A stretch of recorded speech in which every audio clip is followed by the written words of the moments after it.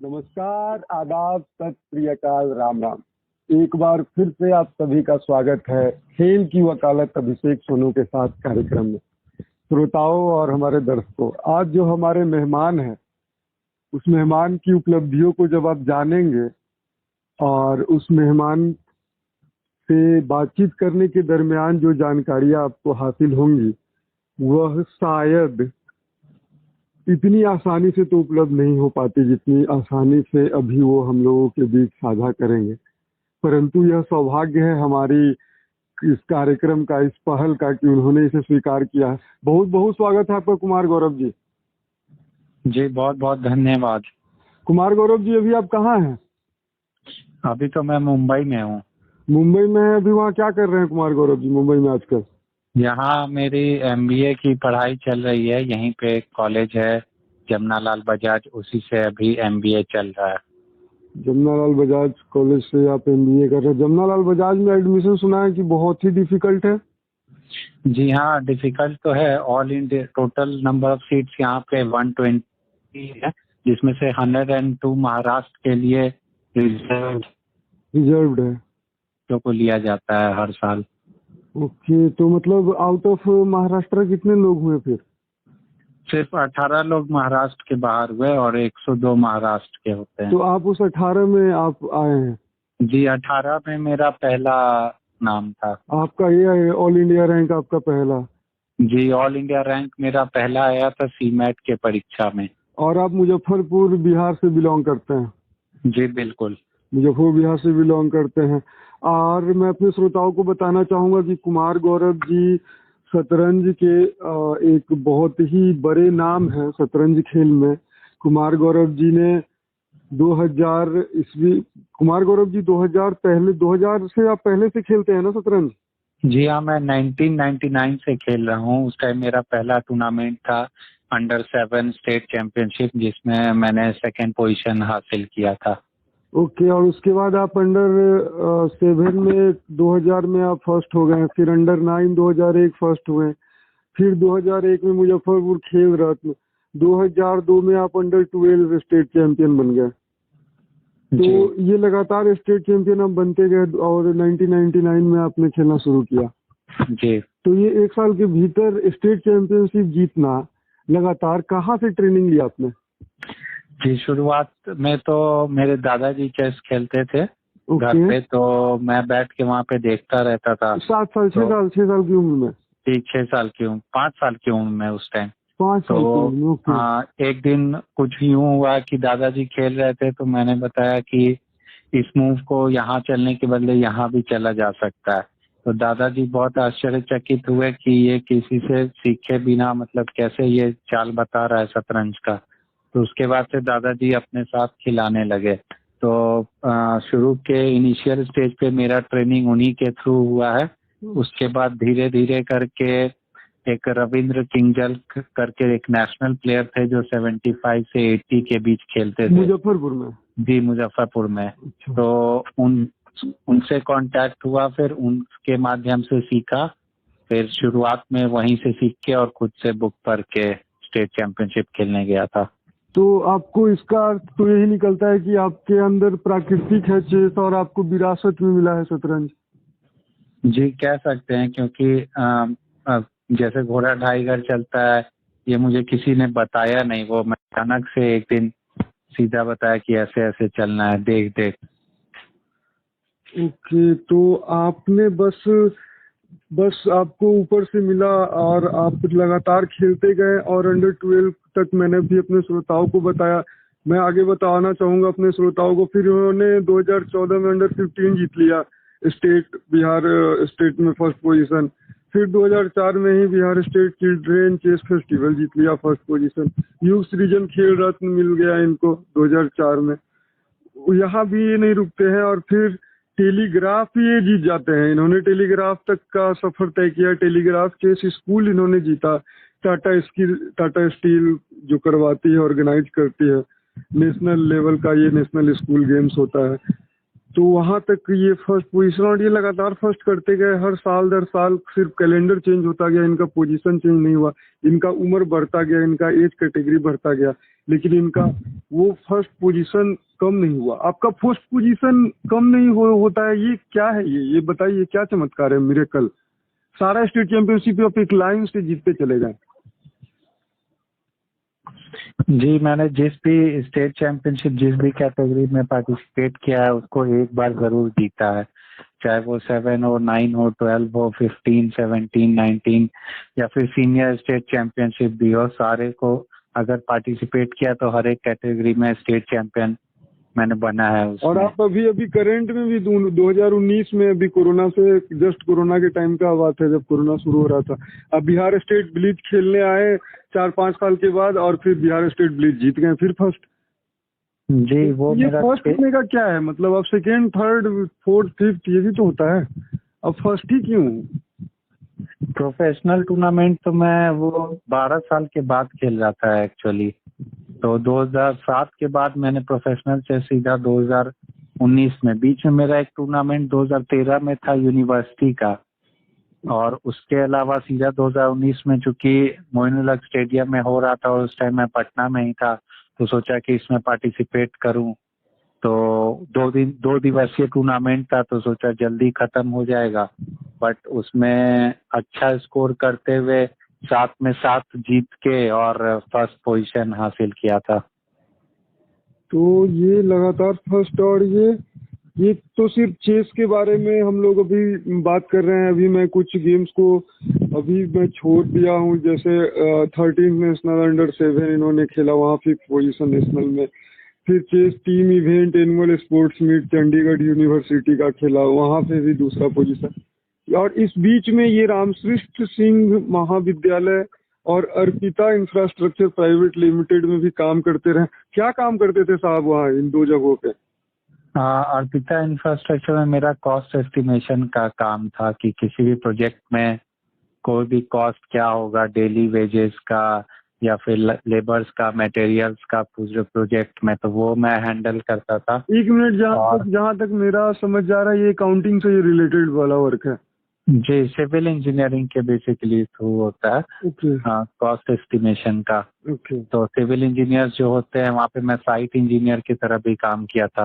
Okay. फिर उसके बाद रामसर सिंह कॉलेज में एडमिनिस्ट्रेशन देखने का काम था, बहुत सारे इवेंट्स ऑर्गेनाइज करना। यहाँ अकाउंटिंग का काम किए थे? जी हाँ, और ग्रेजुएट जो होते हैं उनको करियर का प्रॉपर गाइडेंस देना, वो भी काम था वहाँ पे, और ओवरऑल इंफ्रास्ट्रक्चर का डेवलपमेंट कॉलेज का। 500 से ज्यादा इंटरेस्टेड ग्रेजुएट कैंडिडेट्स को आपने ओरिएंटेशन प्रोग्राम्स दिया है? जी हाँ, बिल्कुल। तो ये सारी चीजें आप करते रहे, आप चेस में भी फर्स्ट, ये सब प्रोग्रामिंग भी एक बहुत बड़े स्तर का। मुजफ्फरपुर कोई बहुत बड़ा शहर नहीं है जहाँ संसाधन ढेर सारे हों, तो ये सारी चीजें कैसे मैनेज, मतलब आपके दिमाग को कहीं से कोई सूचना मिलती है? चेस में बहुत पहले से खेलने की वजह से एक चीज ये हो गया था कि पेशेंस और कंसंट्रेशन का लेवल बहुत अच्छा हो गया था। तो पेशेंस आपको लाइफ में बहुत ज़्यादा काम देता है। किसी भी डिफ़िकल्टी को, किसी भी चैलेंज को ओवरकम करने के लिए पेशेंस बहुत ज़्यादा ज़रूरी है। तो आप अप्स को कितना एंजॉय करते हैं और डाउन्स में भी आप कितना पेशेंट होके उस चीज़ को आप ओवरकम करते हैं, ये बहुत ज़्यादा ज़रूरी है। तो वही सब देखते हुए मैंने जो भी टास्क मिला उसमें बेहतर से बेहतर करने का ट्राई किया है। तो कहने का अर्थ था ये, हम अपने श्रोताओं को बताएं, अपने दर्शकों को, कि आप जो ये सब कार्य किए इसमें आप चेस का योगदान मानते हैं? जी बिल्कुल, 100% मानते हैं। तो चेस कहीं ना कहीं, चेस अगर आप खेल रहे हैं तो आप दूसरे करियर में भी उसका बेनिफिट आपको मिलेगा? बिल्कुल मिलेगा। चेस में आपको बहुत सारे डिफिकल्टीज आप अच्छे हो ही जाएंगे इससे, और पेशेंस है एक बहुत बड़ा फैक्टर, प्लस कंसंट्रेशन है। आप ज़्यादा करते हैं उससे ज़्यादा ये इम्पोर्टेंट है कि आप जो भी पढ़े पूरे कंसंट्रेशन के साथ पढ़े, तो आप कम टाइम में भी बेहतर रिजल्ट कर सकते हैं। तो ये सब चीज़ें चेस से ही मेरे अंदर आई थी। और ये फिर आप काम का, ये सब काम में भी आपका सबसे सुपीरियर काम सब रहा। फिर कॉरपोरेट फाइनेंस इंस्टीट्यूट से आपको चार क्या आप सर्टिफिकेशन आपको किया गया और सब में 90% से ऊपर आपका अचीवमेंट रहा है, एक में तो 100% भी रहा है। तो इसके बारे में कुछ बताइए, क्या है सर्टिफिकेशन, समझाएं हमारे श्रोताओं को। ये डिफरेंट डिफरेंट कोर्सेज थे, फाइनेंशियल स्टेटमेंट्स ये सब के। तो उसमें एग्जाम कोर्स कंप्लीट होने के बाद मैंने एग्जाम दिया था, तो उसमें फिर क्वेश्चंस पूछे गए थे जिसका आंसर, तो एक में मेरा 100% था और 2 में 90% था और एक में 93% था। तो ओवरऑल चारों में बहुत अच्छा स्कोर किया था और स्कोर के साथ उसको पास किया था। तो आप पढ़ाई में भी सब चीज बहुत अच्छे से आप करते रहे, तो एक प्लेयर को, एक खिलाड़ी को कैसे आपस में वो पढ़ाई और खेल के बीच में कैसे सामंजस्य बना सकता है, कैसे बना? बैलेंस दोनों में। अब जैसे जो भी गेम है, चेस एक पर्टिकुलर ऐसा गेम है जिसमें ऑलमोस्ट एक तरह से पढ़ाई ही है। बुक्स बाकी सारे गेम्स में आपको बहुत कम ही ऐसा गेम मिलेगा जिसमें आपको किताब पढ़ने की जरूरत होगी। चेस ऐसा गेम है जिसमें आपको किताब पढ़ना पड़ेगा और पढ़ाई में भी आपको बुक तो पढ़ना ही पड़ता है। तो बहुत ज्यादा कुछ सिमिलर है चेस और पढ़ाई का। तो अगर कोई अच्छा चेस प्लेयर है तो वो पढ़ाई में भी अच्छे होने का बहुत ज्यादा चांस है, या फिर अगर कोई पढ़ाई में अच्छा है तो उसका अच्छा चेस प्लेयर बनने का भी बहुत ज्यादा चांस है। तो दोनों पैरेलल चलता है। ये अब चेस का आप जो प्रतियोगिता खेलने जाते थे, आप बचपन से ही आप जा रहे हैं, बाहर जा रहे हैं, दूसरे राज्यों में जाके खेल रहे हैं, तो आप अकेले जाते थे या पेरेंट्स जाते थे आपके साथ, कोच मैनेजर वगैरह? शुरुआत के टाइम में तो पेरेंट्स जाते थे, फिर उसके बाद से मैनेजर के साथ, टीम मैनेजर जो होते थे उनके साथ मेरा जाना शुरू हो गया। नेशनल डिफरेंट डिफरेंट स्टेट में जो भी होता था तो उसमें पार्टिसिपेट करने के लिए मैनेजर के साथ, टीम मैनेजर बिहार टीम के जो होते थे उनके साथ आना जाना होता था। ये टेलीग्राफ स्कूल में आप चैंपियन बने थे नेशनल में, टाटा में, वहाँ आप वहाँ की जर्नी को बयां करेगी, कैसे आपने तैयारी करी वहाँ और किस तरीके से आपने पहला स्थान प्राप्त किया? ये बहुत संघर्ष रहा होगा। टेलीग्राफ में 500 प्लस पार्टिसिपेंट्स थे। तो उस टाइम यहीं पे जमशेदपुर में वो टूर्नामेंट हुआ था, टाटा स्टील करवा रही थी। तो उसमें मैं एज एन अनरेटेड प्लेयर गया था और टूर्नामेंट में ऑलमोस्ट 12-13 रेटेड प्लेयर्स थे। तो मेरा सीडिंग उनके नीचे ही था। फिर उनके साथ खेल के और 11 राउंड के इस टूर्नामेंट में मैंने 9.5 स्कोर किया था, जिसमें 8 गेम्स मैच जीता था और 3 गेम्स ड्रॉ हुआ था। तो सारे रेटेड प्लेयर्स के रहते हुए भी अनरेटेड होके और चैंपियन बनना तो एक अच्छा फीलिंग था उस टूर्नामेंट का।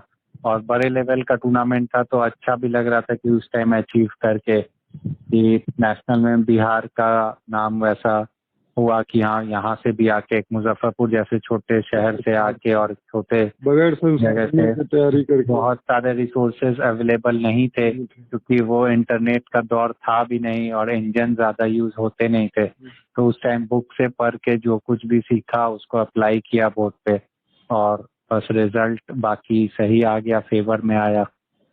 तो ये बुक और इंजन के बारे में क्या कहना चाहेंगे? बुक और इंजन का कोई तुलना किया जा सकता है बिगिनर खिलाड़ियों के लिए? हाँ, बिगिनर प्लेयर को अगर मेरा सजेशन रहेगा यही कि बुक ज्यादा से ज्यादा पढ़े, क्योंकि बुक से हम सीख सकते हैं कि मूव चला एक चीज होता है और मूव क्यों चला वो एक दूसरा चीज होता है। तो जो मूव चला और प्लानिंग है वो इंजन आपको कभी नहीं बता सकता। इंजन आपको डायरेक्ट मूव चल देता है और बुक आपको रीजन बताता है, तो आप समझ सकते हैं उससे कि अच्छा ये मूव चला तो इसके पीछे का क्या लॉजिक है और क्या प्लानिंग सोच रहा है। तो बुक से अच्छा कुछ भी नहीं है। और इवन आप बड़े बड़े प्लेयर का इंटरव्यू भी देखेंगे तो उनसे वो बुक ही रिकमेंड करेंगे कि बुक ज्यादा से ज्यादा इनिशियल स्टेज में पढ़ना चाहिए और फिर जब पोजीशन का समझ हो जाए तो फिर आप इंजन का यूज कर सकते हैं। आपने एनजीओ के लिए भी काम किया है, वुमेन एम्पावरमेंट के लिए? जी। क्या क्या काम था, कैसे किया आपने, कौन सा एनजीओ था, कुछ बताएं। ड्रीम्स एनजीओ पटना में मैंने जो ऑर्फन वीमेन हैं उनको मैथ पढ़ाता था मैं फ्री ऑफ कॉस्ट। तो थे या पढ़ाता था वीकेंड्स पे। ओके, और फन जो भी होती थी उन लोगों को वहाँ पे आप पढ़ाते थे? जी जी उस एनजीओ के तहत फ्री में मैथ पढ़ाते थे आप? जी। तो ये कैसे आपके अंदर आया कि ये मुझे करना चाहिए? हाँ, चूंकि जब शुरुआत में मैं चेस खेलता था तो मेरे पास भी रिसोर्सेज के बहुत कमी रहती थी। तो मुझे भी लगा कि दूसरे के पास भी कहीं ना कहीं लोग होंगे ही जिनके पास रिसोर्सेज की कमी होगी। तो उस कमी को मैंने अपने लेवल से चाहा कि जिस हद तक भी हो उसको पूरा किया जाए, इसलिए मैंने सोचा कि मैथ्स मैं पढ़ाऊंगा उन्हें। आपने अभी तक 25 से ज्यादा चेस प्लेयर को नेशनल लेवल तक पहुंचा दिया है जी ग्रुप चैंपियनशिप में प्ले करवाया है जी। आपको कोचिंग देने में और आप जब खेलते थे वो दोनों में आप कुछ तुलना करेंगे? आपको क्या, कौन सा आपको ज्यादा बेहतर पहलू लगा? हाँ, एज ए प्लेयर मैं समझूंगा कि ज्यादा बेहतर लगा था, क्योंकि मैं ज्यादा टाइम तक प्लेयर रहा, कोच तो कुछ ही टाइम तक रहा, और जो भी बच्चों को गाइडेंस दिया वो अच्छा स्टेट और नेशनल लेवल पे। अभी रिसेंट में ही बिहार की एक लड़की 9th पोजीशन आई है, अभी करंट नेशनल हुआ था उसमें। तो उसको भी मतलब इनिशियल स्टेज पे मैंने सिखाया है 2-3 साल। तो अच्छा लगता है जब बिहार से और मुजफ्फरपुर की है लड़की, तो और भी ज्यादा अच्छा लगता है कि अपने शहर से कोई परफॉर्म कर रहा है। और एक बड़ी खास बात उस लड़की में ये है कि सीनियर स्टेट चैंपियनशिप मुजफ्फरपुर से उससे पहले किसी ने नहीं जीता था। तो वो पहली बार उस लड़की ने मुजफ्फरपुर के लिए स्टेट चैंपियनशिप सीनियर में लाया। तो ये हम सब के लिए एक बहुत अच्छी बात है, बहुत गर्व की बात है।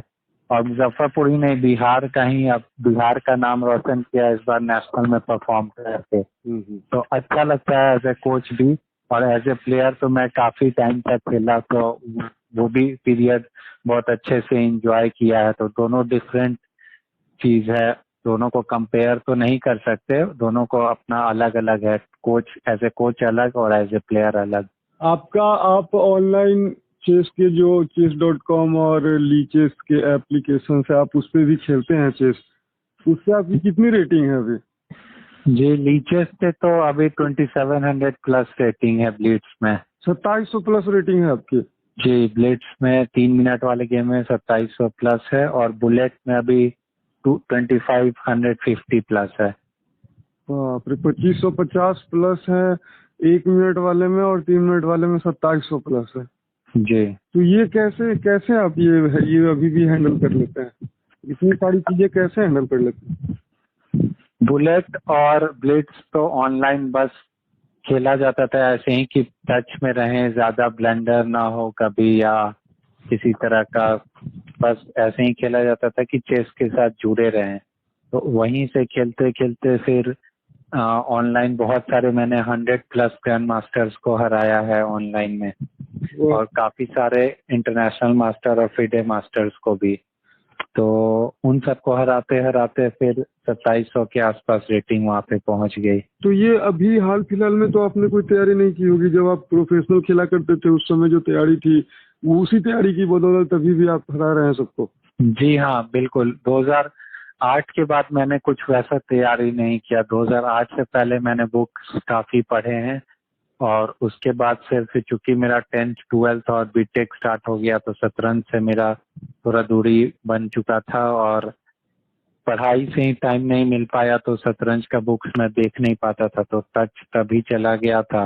बट हाँ, जो कुछ भी अभी खेलते भी हैं तो वही जो पढ़े हैं वही बहुत ज्यादा हेल्पफुल है। कहने का अर्थ ये है कि जब जब संसाधन नहीं थे, जब इंजन नहीं था, उस समय से पहले जो आपने पढ़ाई की वो आज काम आ रही है, लेकिन उसके बाद जब संसाधन आ गया और लोग इंजन करना शुरू कर दिए, यूज करना, उपयोग करना, तो उनके खेल में कमी आती चली गई। एक तरीके से देखा जाए तो ये भी इसको माना जा सकता है। ये बिल्कुल, मेरे हिसाब से जो इंजन के तरफ ज्यादा इंक्लाइंड होते हैं उनका गेम का जो ग्रोथ का जो ग्राफ होता है वो उतना नीचा जाता है, क्योंकि आप किसी और के ऊपर डिपेंडेंट हैं। और बुक्स के साथ है कि आपको डिपेंडेंट बनाता है, एक अच्छा प्लेयर बनाता है बुक्स, क्योंकि बुक से आप नॉलेज लेते हैं, रीजन लेते हैं, चलना चेस एक ऐसा गेम है जिसमें इनफाइनाइट कॉम्बिनेशन पॉसिबल है, तो सब कुछ याद रखना इम्पोर्टेंट नहीं है। इम्पोर्टेंट ये है कि आप रीजन पता रहना चाहिए कि ये चीज क्यों किया जाता है, किस पॉइंट पे किया जाता है, तो फिर वो चीज आप किसी भी गेम पे अप्लाई कर सकते हैं। तो ये चीज आपको सिर्फ और सिर्फ बुक से ही आ सकता है। जब आप अपने पीक पर थे उस समय में प्रतियोगिताओं में उतना ज्यादा पुरस्कार राशि नहीं हुआ करता था। जी अभी की प्रतियोगिता में ढेरों पुरस्कार राशि होने लगी है। जी कई प्रतियोगिताएं करोड़ को भी पार कर रही है। जी और कुछ एज ग्रुप भी प्रतियोगिता अब होने लगी है कि उसमें उतने ही रेटिंग से संबंधित खिलाड़ी खेल सकते हैं। जी तो ये बिलो 1600 या ओपन या बिलो 2000 बिलो 1200 ये सब जो भी कैटेगरी होती है, जी आप उस लेवल के खिलाड़ी को क्या संदेश देना चाहेंगे? वो किस तरह तैयारी करके उस प्रतियोगिता में अच्छा कम्पीट कर सकते हैं? कितने दिन पहले से तैयारी शुरू करें, क्या करें? तैयारी तो आप जितना ज्यादा करेंगे उतना बेनिफिशियल होगा, क्योंकि किसी एक पर्टिकुलर टूर्नामेंट को आप टारगेट करके तैयारी नहीं कर सकते। आपका तैयारी होना चाहिए कि मेरा चेस का जो करियर है उसका ग्रोथ होना चाहिए। तो उसके लिए आपको सबसे इम्पोर्टेंट समझना कि ओपनिंग और मिडिल गेम और एंड गेम तीनों इक्वली इम्पोर्टेंट होता है। ऐसा नहीं कि सिर्फ ओपनिंग में शुरुआत अच्छा कर लिए तो गेम चल जाएगा, उसके बाद कैलकुलेट करके खेल लेंगे, वैसा चेस में नहीं होता है। बहुत सारे लोग का मिसकॉन्सेप्शन होता है कि ओपनिंग याद कर लेने से पहला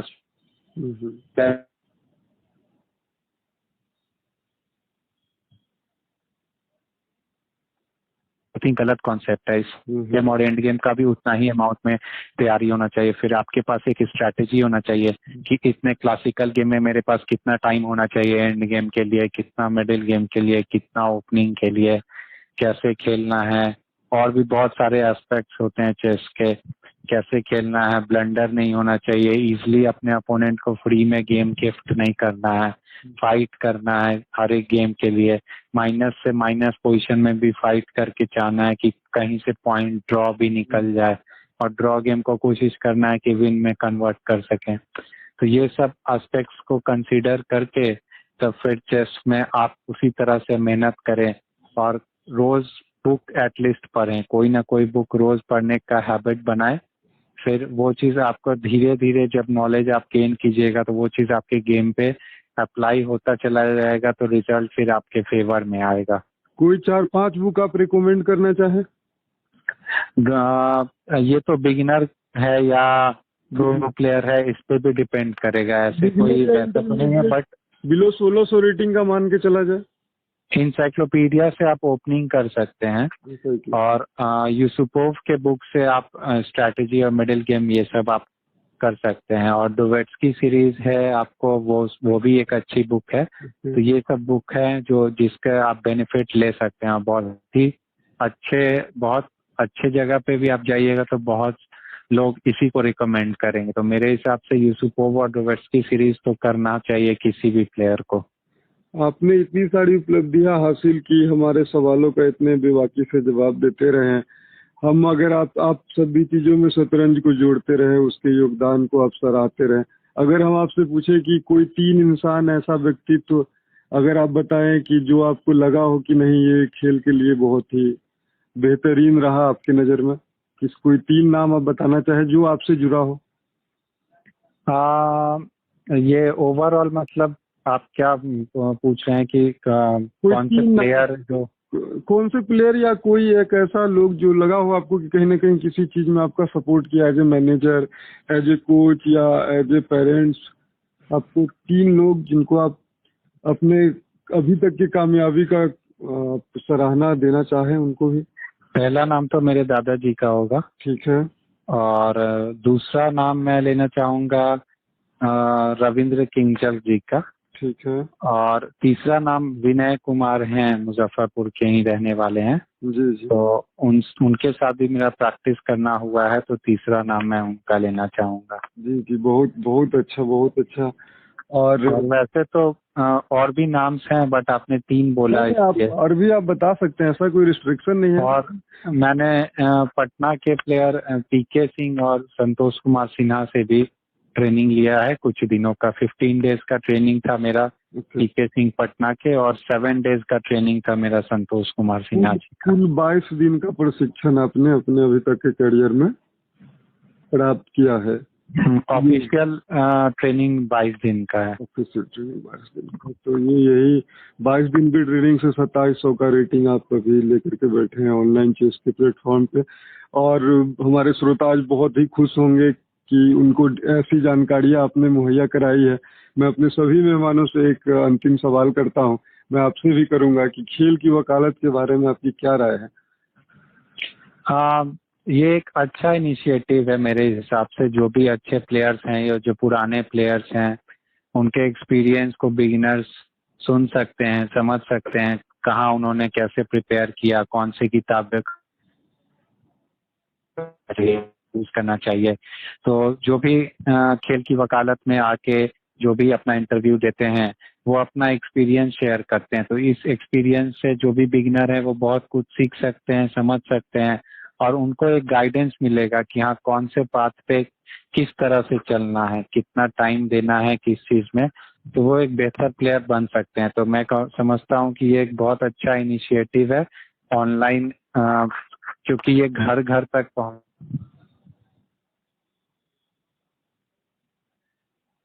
ऑनलाइन, तो ये चीज प्लेयर को बेनिफिशियल होगा प्लेयर के लिए। तो ये एक बहुत अच्छा इनिशिएटिव है आपके द्वारा। तो ये बहुत बहुत बहुत बहुत आभार आपका कुमार गौरव जी, बहुत बहुत धन्यवाद। Thank you.